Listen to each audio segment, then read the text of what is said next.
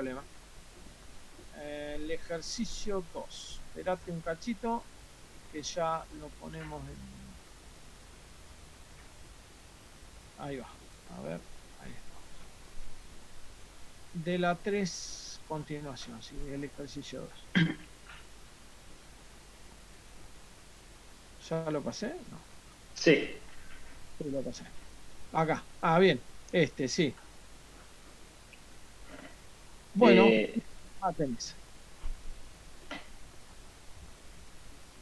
Mi duda acá, ¿no? Es cuando Sí, yo planteo, la corriente que entra es 2 amperes, ¿no? Y sí. esa 2 amperes va a ser siempre IDC, porque si yo hago digamos, entra IDR, y si se activara la corriente cuando pasa por la bobina, también se estaría activando la fuente controlada por la bobina, digamos. Entonces, IDC siempre va a ser IDR, ¿verdad? Sí, señor. Sí, exactamente. Indudable. Entonces, cuando yo hago ¿cómo se dice? La tensión en el capacitor, me queda digamos, algo lineal, no me quedaría algo exponencial. Sí, exacto. Sin ningún lugar a dudas, porque como la tensión en el capacitor es 1/C por la integral de I diferencial T, ¿sí? E I es una constante, te queda, en definitiva, te queda que BC es I por T, digamos, I por T sobre C, ¿sí? Perfecto, Esto graficado en el tiempo te va a dar una línea así, hasta buenísimo. Y después, ¿qué pasa? Que tampoco entiendo, ahí a la bobina, ¿alguna vez le llegaría corriente? Porque el capacitor en algún momento se tiene que cargar, ¿verdad? sí. Y entonces, digamos, empieza a circular corriente, ¿por qué todos amperes tienen que seguir corriendo en algún lado o no? Los 2 Que, amperes, ¿de cuándo estamos hablando? Perdón. ¿En qué momento estás hablando? digamos que, o sea, esto se abre y yo lo dejaría abierto, ¿no? Es para preguntar nada más. Sí, Digamos que se carga el capacitor y ya deja de circular corriente por ahí. Y después me queda, el único paso que tiene la corriente es pasar por la bobina. Pero si pasa por la bobina, también se me suba la corriente de la fuente controlada por la bobina. Y me quedaría que suba hasta el infinito porque es como que se duplicaría siempre esto. ¿O no? sí. ¿O lo estoy pensando mal? No, en realidad lo que te pasaría es que en principio, digamos, no se va a cortar nunca, se supone, la tensión en el capacitor, pero como la tensión en el capacitor es, como dijimos recién, I por T sobre C, ¿sí? La corriente en la inductancia tiene que ir creciendo. O sea, el capacitor va a estar aportando, va a estar haciendo un aporte que haga crecer la corriente en tensión. Fíjate que la bobina está en paralelo con el capacitor. Para igualar las tensiones, la bobina, el único método que tiene es hacer crecer su propia corriente. ¿Está? Que lo va a hacer a costa de chuparle electrones al capacitor de alguna manera. Irán y volverán, no sé cómo lo hace, pero vos podés decir que esto es así, ¿ves? Que, digamos, L de IL a DT es la tensión en el capacitor. Como la tensión en el capacitor es 2 amperes por T sobre C, 2T sobre C, la derivada de la corriente tiene que crecer a ese ritmo, 2T sobre C.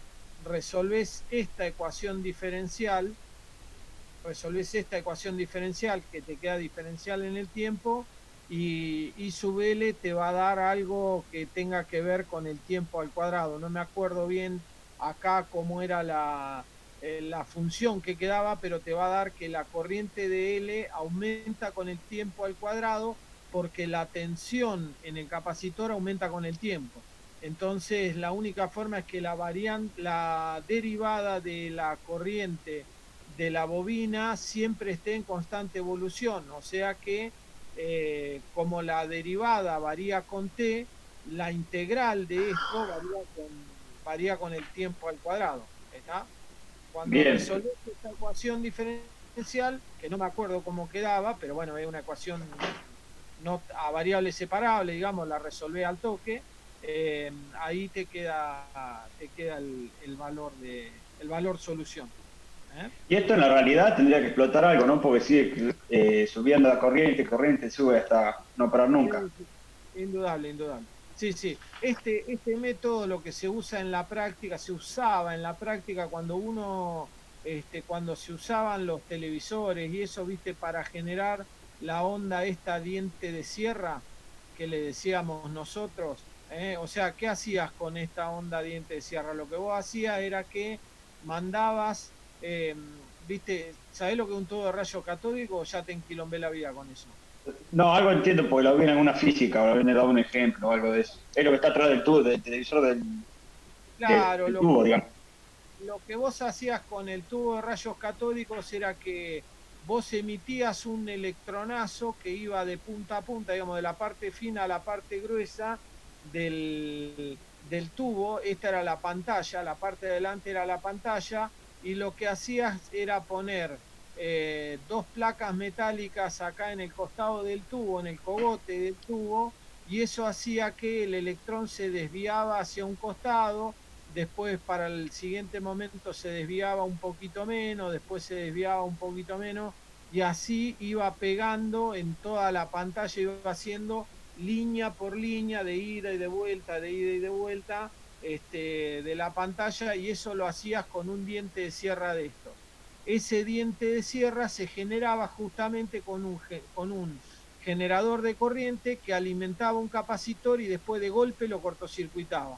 Alimentabas el capacitor, lo cortocircuitabas de golpe y así generabas la onda esta de diente de sierra que servía hace 20 años atrás. Yo era estudiante todavía, 20 y pico de años, 25 años atrás se hacía así. Hoy en día no se hace más, gracias a Dios no hay necesidad, porque además te agarraba un tubo de esto y te daba una patada en la mano que te dejaba un cagate de risa de Stephen Hawking, ¿no? En una silla de rueda, porque para desviar esos electrones la tensión no era chiquita, pero el capacitor tiene la posibilidad de hacerlo. ¿Eh? Sí, yo Puede una hacer. vuelta me puse a desarmar un monitor y decía como que si sacaban no sé qué cosa, te tenías que tener cuidado porque podía haber cargado mucho tiempo y te podía pegar una super El patada. yugo, a eso se le decía el yugo del tubo de rayos catódicos. El yugo era esos dos bobinados que iban al costado del cuello, y si el capacitor te quedaba cargado a la tensión de alimentación a la que necesitaba para mover los electrones, que podía pasar perfectamente, te encajaba una patada. A mí una vez me pegó uno de esos desarmándolo, y me durmió el brazo una semana.